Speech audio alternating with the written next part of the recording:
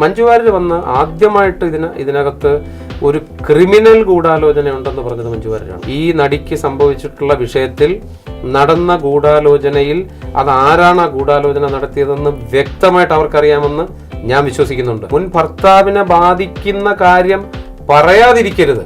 ഭാവനയോടൊപ്പം നിൽക്കുന്നു എന്ന് പറയുമ്പോഴും മഞ്ജു വാര്യർ ഇപ്പോഴും ദിലീപിനോടൊപ്പം തന്നെയാണെന്നാണോ പറഞ്ഞു വരുന്നത്? ദിലീപ് മഞ്ജു വാര്യർ താമസിക്കുന്ന ഫ്ലാറ്റിലായിട്ട് പോയതായിട്ട് ഒരു അറിവ് എനിക്ക് കിട്ടിയിട്ടുണ്ട്.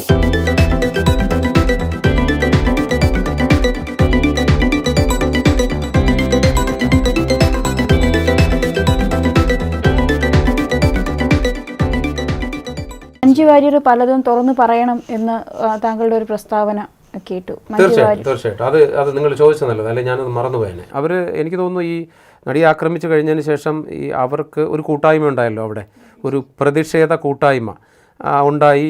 അതിൽ മഞ്ജു വാര്യർ, അതിൽ ദിലീപ് പ്രസംഗിച്ചതിൻ്റെ ബോഡി ലാംഗ്വേജ് നമ്മൾ നോക്കുമ്പോഴും നമുക്കറിയാം അതൊരു സാധാരണ ബോഡി ലാംഗ്വേജിൽ പ്രസംഗിച്ചതല്ല. അദ്ദേഹം പറയുന്നൊരു സംഭവം, ഇതൊരു സിനിമാ കുടുംബത്തിൽ സംഭവിച്ചു എന്നുള്ളതിനേക്കാളേറെ ഇത് കേരളത്തിൽ സംഭവിച്ചു എന്നുള്ളതാണ് പുള്ളിയെ ഭയങ്കര അതിശയം തോന്നിപ്പിച്ച കാര്യമെന്നുള്ളതാണ് പുള്ളി പറയുന്നത്. സിനിമാ കുടുംബത്തിൽ സംഭവിച്ചാൽ കുഴപ്പമില്ലെന്നാണ് പുള്ളി പറയുന്നത്. കേരളത്തിൽ സംഭവിച്ചതാണ് ഭയങ്കര അന്നത്തെ പുള്ളിയുടെ ഒരു ബോഡി ലാംഗ്വേജ്. പോലീസ് നന്നായിട്ട് അന്വേഷണം നടത്തുന്നു എന്നുള്ളതാണ് പുള്ളി അന്ന് അവിടെ പറഞ്ഞത്. നിങ്ങൾ ആ വീഡിയോ എടുത്തിട്ട് കണ്ടാലറിയാം. മാത്രമല്ല പുള്ളി അന്ന് ബോധപൂർവം ഒരു കാര്യം കൂടെ പറഞ്ഞു, മീഡിയ ഇതിനെ വളച്ചൊടിക്കുന്നൊരു പരിപാടി അവർ ആവിഷ്കരിക്കരുത്. നിങ്ങൾ ആ വീഡിയോ ഒന്ന് കണ്ടു നോക്കൂ. മീഡിയ തെറ്റിദ്ധാരണ പരത്തുന്ന, കാരണം മീഡിയ തൊട്ട് പുറകെ പോകുമെന്ന് പുള്ളിക്കറിയാം. പുള്ളി അത് കാലേ കൂട്ടി അവിടെ സംസാരിച്ചു. അപ്പോൾ ഇത് ദിലീപിൻ്റെ ഭാഗത്തെ അന്നത്തെ ഒരു പ്രസംഗമാണ്. മഞ്ജു വാര്യർ വന്ന് ആദ്യമായിട്ട് ഇതിനകത്ത് ഒരു ക്രിമിനൽ ഗൂഢാലോചന ഉണ്ടെന്ന് പറഞ്ഞത് മഞ്ജു വാര്യരാണ്. എന്തുകൊണ്ട് അവർ ക്രിമിനൽ ഗൂഢാലോചന എന്ന വാക്ക് ഉപയോഗിച്ചു? അപ്പോൾ അവർക്ക് ഇതിനകത്ത് ഈ നടിക്ക് സംഭവിച്ചിട്ടുള്ള വിഷയത്തിൽ നടന്ന ഗൂഢാലോചനയിൽ അത് ആരാണ് ആ ഗൂഢാലോചന നടത്തിയതെന്ന് വ്യക്തമായിട്ട് അവർക്കറിയാമെന്ന് ഞാൻ വിശ്വസിക്കുന്നുണ്ട്. അതവർ ഈ രഹസ്യമായി കോടതി മുറികളിൽ മാത്രം മൊഴി കൊടുക്കുകയോ രഹസ്യമായി ഈ പോലീസ് ഉദ്യോഗസ്ഥർക്ക് മാത്രം മൊഴി കൊടുക്കുകയോ ചെയ്യാതെ അവർ പബ്ലിക്കിൻ്റെ മുമ്പ് ഒരു സ്റ്റേറ്റ്മെൻറ്റ് കൊടുക്കണം. കാരണം അവരുടെ വാക്കുകളെ കേരളം ഇങ്ങനെ പ്രതീക്ഷിച്ചിരിക്കുകയാണ്. അവർക്ക് എന്ത് പറയാനുണ്ട്? കേരളത്തിലെ ഒരു നമ്പർ 1 ലേഡിയാണ് അവരെ. നമ്മൾ വേണമെങ്കിൽ ഒരു ഫസ്റ്റ് ഒരു വിമനായിട്ട് നമുക്ക് കണക്കാക്കാം. അവരെ ഒരു ഫസ്റ്റ് പേഴ്സൺ ആയിട്ട് നമുക്ക് കണക്കാക്കാം ഇന്നത്തെ ഒരു സാഹചര്യത്തിൽ.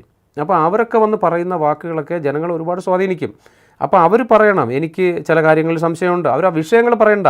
അവരവരുടെ മുൻ ഭർത്താവുമായിട്ടുള്ള വ്യക്തിപരമായിട്ടുള്ള ഒരു കാര്യവും പറയണ്ട, അല്ലെങ്കിൽ മകളെ ബാധിക്കുന്ന ഒരു കാര്യവും പറയണ്ട. മുൻ ഭർത്താവിനെ ബാധിക്കുന്ന കാര്യം പറയാതിരിക്കരുത്.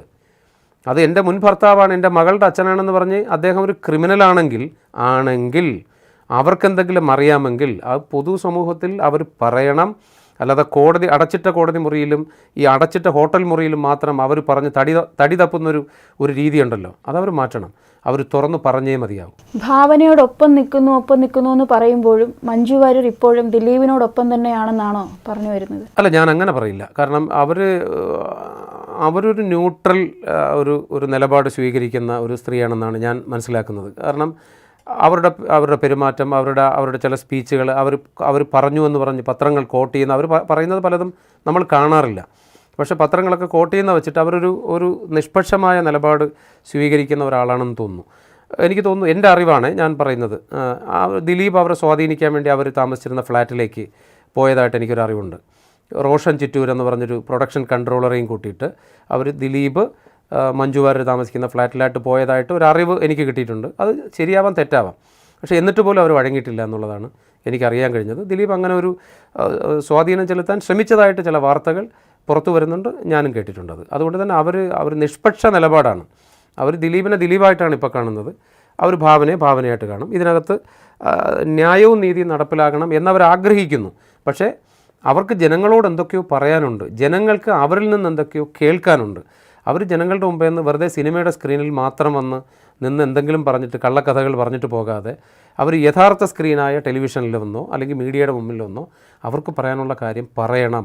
അത് കേസിനെ ബാധിക്കാത്ത തരത്തിൽ അവർ പറയണം. അവരുടെ നിശബ്ദത വളരെയേറെ വേദനിപ്പിക്കുന്നു പലർക്കും.